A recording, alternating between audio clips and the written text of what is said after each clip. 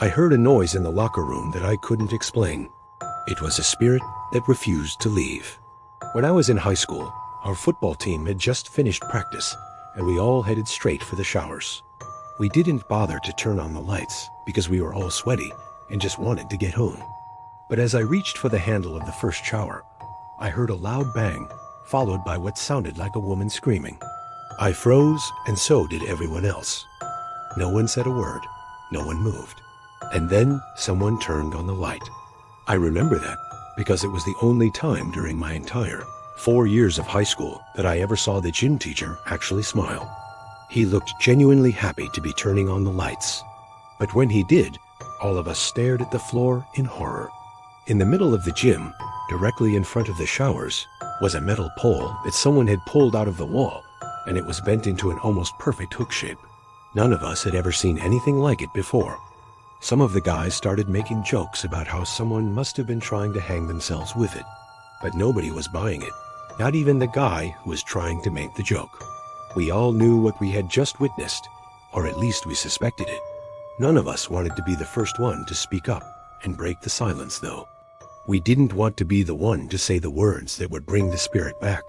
So we all just stood there, staring at the pole until someone finally spoke up. Does anyone want to go near it? Of course, no one did. So the coach ended up going over there and picking it up. He took it over to the principal's office, which was right next to the gym, and that was the last time any of us ever saw him. The next day at school, the pole was gone, and so was the principal. Turns out he had taken an early retirement. No one knew what had happened to him or why he'd retired, not even the vice principal. It was weird, but we were just happy that whatever it was that had been haunting the gym was gone. A few weeks later, though, I started hearing strange noises in the locker room again. There was whispering. When I went to practice alone, I would hear footsteps following me around. Sometimes I would even hear chains dragging metal moans. And every single time I turned around, there was nothing there. I told my friends about it, but they just laughed and said it was in my head.